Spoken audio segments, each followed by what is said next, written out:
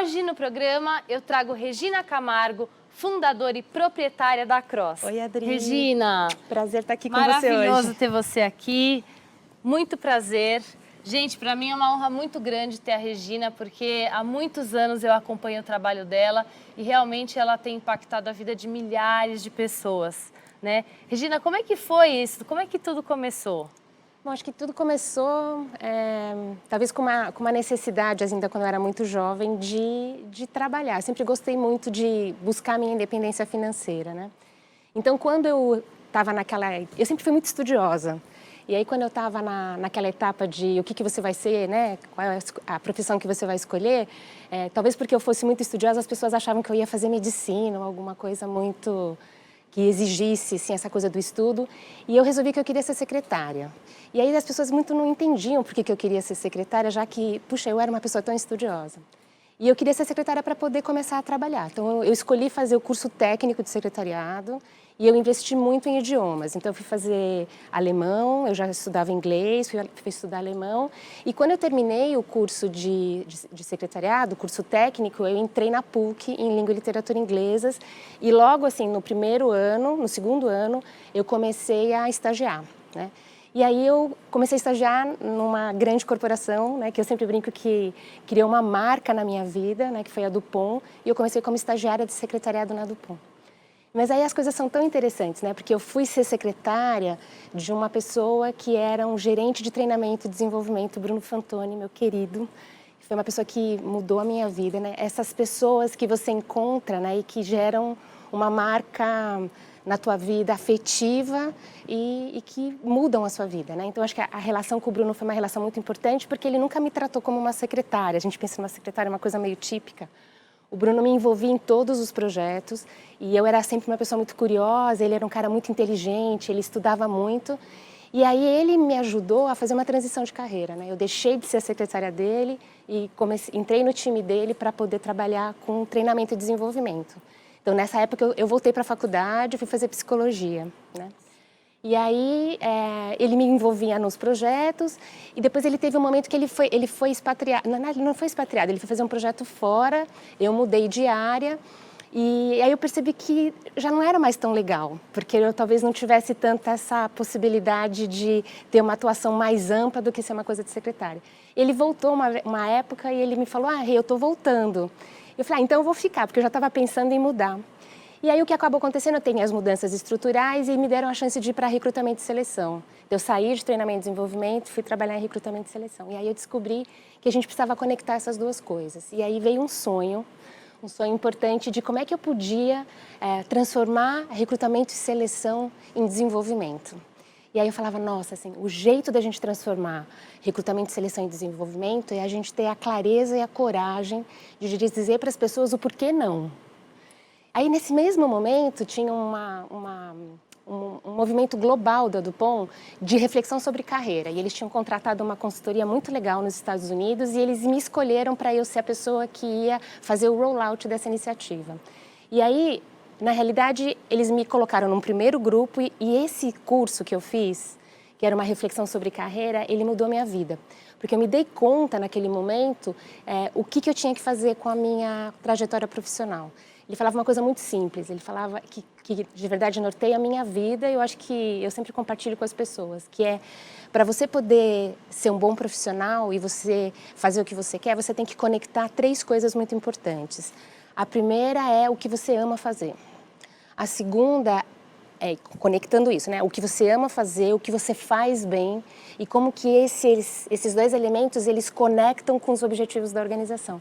Aí eu saquei que talvez, por mais paixão que eu tivesse pela Dupont, meu lugar não era lá. Porque eu saquei que fazer isso, que era transformar a vida das pessoas, né? O processo seletivo numa experiência de desenvolvimento não era o propósito da Dupont. Então, talvez a gente tivesse que se descolar. Aí aconteceu uma coisa muito legal, eu tomei essa decisão e eu fiz um movimento de terceirizar a área de recrutamento e seleção da Dupont. Era um momento organizacional onde tinha esses spin-offs. E eu fiz isso, eu montei a Cross, E aí o que a gente fez foi eu consegui um contrato de exclusividade para começar a minha carreira. Então eu fiquei 1 ano fazendo todo o recrutamento e seleção da Dupont com um contrato de exclusividade, o que me deu fôlego para começar a empreender, né? Enfim, já se vão 22 anos.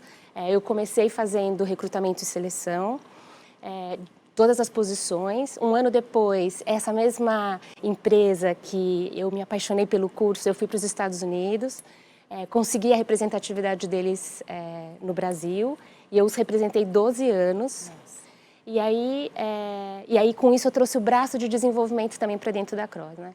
Então, hoje a Cross, ela é uma empresa que, desde 2012, a gente foca em atração e seleção de jovens, né? Então, eu só trabalho projetos e programas de estágios, trainees e jovens profissionais, mas a gente também tem uma parte grande de treinamento e desenvolvimento, assessment e consultoria, né?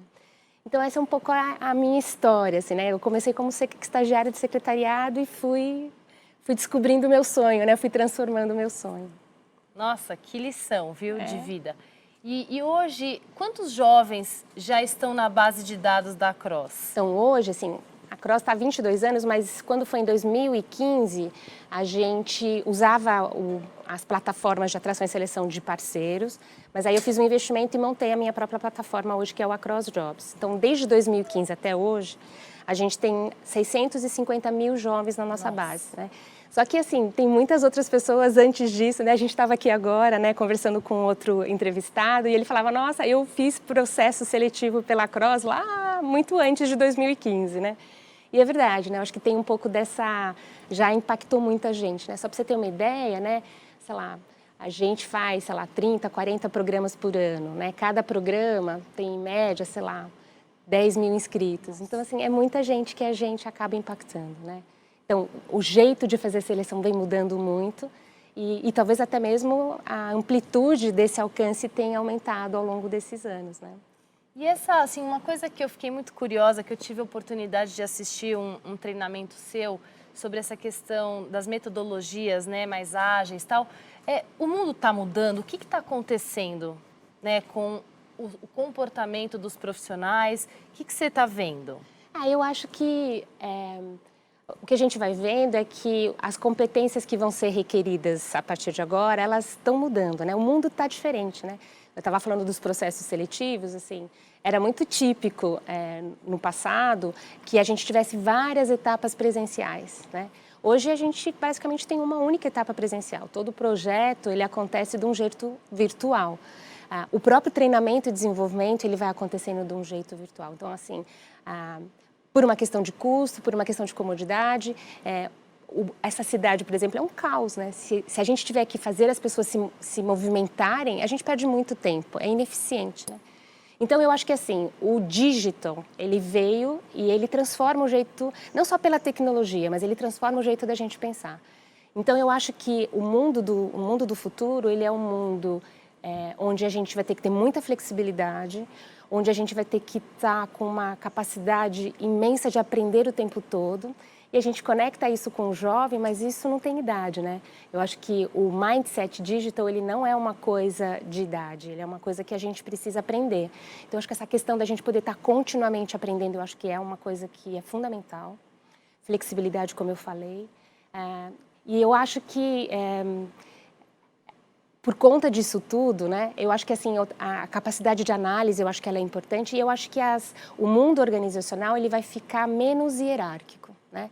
Eu acho que a coisa da colaboração ela é mais importante e o papel e responsabilidade ele é muito mais importante do que o cargo. Então, eu acho que a gente está vivendo uma mudança grande, né? Algumas organizações talvez mais preparadas para isso e outras organizações ainda um pouco resistentes, né? Mas eu acho que é isso, assim, eu acho que no mundo novo essas coisas vão ser muito importantes. E assim, esses milhares de jovens, né, que querem ingressar no mercado de trabalho ou aqueles que querem se desenvolver, que dica que você dá? O que essas pessoas têm que fazer, têm que buscar, têm que ler? O que você sugere? Olha, eu acho assim, de novo, acho que eu volto para aquilo que me marcou, né? Assim, que é simples e talvez por isso seja bacana de compartilhar. Eu acho que o tempo todo tudo começa por a gente saber quem a gente é, né? E quando a gente é muito jovem, é difícil a gente saber quem a gente é. Mas eu acho que tem que ter um olhar para dentro para a gente poder começar a buscar o que a gente gosta, o que os outros percebem da gente, essa coisa da gente poder também saber o que a nossa marca impacta no outro, isso também é um elemento de autoconhecimento. Então, eu acho que poder saber o que a gente gosta e correr atrás disso é super importante, mas também poder saber que nem sempre tudo aquilo que a gente gosta a gente é bom. Né? Então, a gente também tem que poder saber aquilo que a gente é bom e aquilo que a gente pode ir melhorando, né?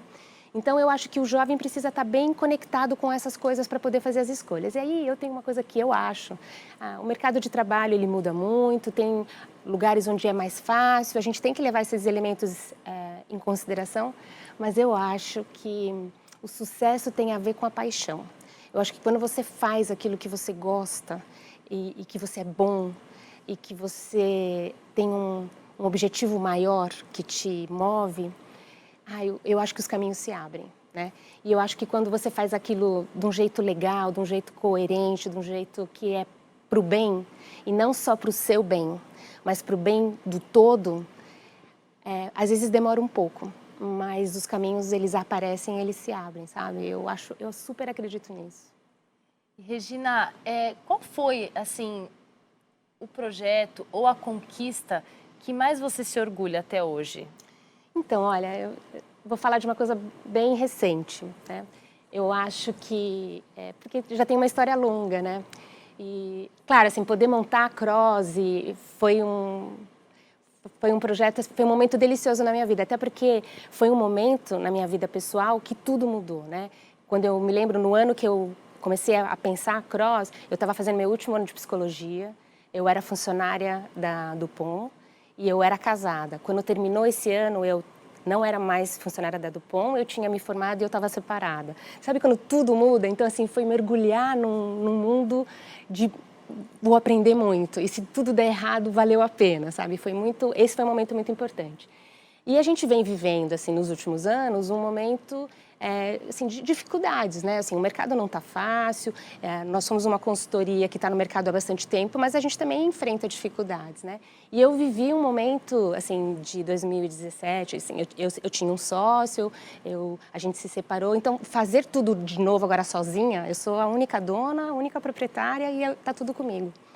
Então, eu tive que fazer muitas mudanças na empresa. Sim, tive que fazer muitas mudanças, tive que fazer reestruturações. Isso não é fácil, você ter que, eventualmente, desligar pessoas que você gosta, que tiveram com você. Então, acho que uma coisa que eu me orgulho muito é que esse ano de 2019 que está terminando é um ano que eu acho que a gente... Sabe quando colocou a empresa de um jeito redondo? Então, acho que foi um ano que eu me orgulho, não só porque... eu consegui, assim, meu time evoluir tecnicamente nos projetos, mas porque eu acho que eu consegui exercer uma liderança que criou um time que está muito redondo. E eu acho que talvez a coisa mais importante é a gente pensar que esse papel de líder, né? E aí eu não estou falando de ser um cargo de líder, mas o papel de liderança, ele é fundamental quando a gente busca o que é bom para o todo. E a gente tem a coragem de muitas vezes fazer coisas que são difíceis, né? Então, eu estou muito orgulhosa desse momento, assim, de ter tido essa capacidade de virar o jogo e de, apesar das dificuldades, dos medos, né? Porque quando você está sozinha, isso dá um certo medo. Mas quando você faz a coisa certa, você se conecta com as pessoas certas, eu acho... E você tem essa visão de que você está fazendo uma coisa que é difícil, mas é para o bem do todo e é para a sustentabilidade de um projeto, isso te dá a força de você fazer a coisa, inclusive com delicadeza, né? Com respeito, e eu acho que isso é fundamental. A gente vai viver muitos processos de mudança, a gente vai ter que tomar decisões difíceis, mas quando a gente faz com respeito, com carinho, com propósito, até para pensar que talvez tem determinados momentos onde a gente rompe, é só um ciclo, para outro começar, e que a gente se encontra nessa vida, né? Eu acho que isso faz as coisas ficarem, talvez, mais fáceis. Eu estou muito orgulhosa desse momento, assim. Nossa, que assim, superação, que incrível, assim, essa questão de você se reinventar. Porque o tempo todo na vida a gente precisa se reinventar, trazer algo novo, né? Ampliar os horizontes, a vida é um pouco assim. É bem assim mesmo. E aí eu queria saber uma coisa que eu gostei muito do que você falou, dessa questão da pessoa se reinventar, né? E da pessoa buscar sempre um novo olhar. E tem muita gente que não passa, né, nos processos seletivos e eu sei o quanto que você tem no seu DNA essa questão do desenvolvimento. O que vocês fazem quando o jovem não passa nos processos seletivos? Então, olha, tem alguns processos, assim, os processos eles têm diferentes desenhos, né? Existem alguns processos onde todos eles recebem um feedback. Quando os processos estão mais rápidos, assim, a gente manda um e-mail, mas tem vários projetos onde, pelo desenho que a gente faz, a gente conversa com o jovem. Então, como é que acontece? Assim, a gente comunica quem são as pessoas que seguem e as pessoas que não seguem, a gente se oferece para conversar. E aí, o que a gente faz quando a gente tem essa oportunidade? A gente primeiro escuta como é que ele se sentiu, porque acho que a gente precisa partir da percepção dele para ele poder escutar, mas acho que a grande questão é a gente poder dizer para ele como ele foi visto. Acho que tem uma coisa assim, que eu queria dizer sobre o processo seletivo, que ele não é justo. O processo seletivo não é justo por quê? Porque eu tiro uma foto de uma pessoa num determinado momento. Eu não tenho a condição de saber aquela história toda, mas a vida faz com que a gente tenha que tomar decisões assim, né? Então, o que eu acho que é fundamental e que isso pode contribuir para o processo de desenvolvimento? Se eu sou capaz de dizer para ele como eu o vi, isso pode dar para ele elementos para ele mudar essa história no futuro, né? Então, eu acho que a dica é não criar um juízo de valor em relação a isso. Você não é algo, né? Ou você não é que você não tem. Eu não vi isso hoje, né? Então, assim, deixa eu te contar como é que eu te vi. Eu achei que você estava nervoso, eu achei que você falou demais, eu achei que você... Ou talvez você não falou. Como é que eu vou te conhecer se você não se posicionou, né? Então, assim, como é que... Falar sobre isso, né? Especialmente porque a gente trabalha com gente que está começando a carreira, eu acho que isso é muito empoderador. Porque, no fundo, é muito singelo o que a gente faz. De verdade, refletir para ele aquilo que a gente viu. E isso é muito potencializador, né?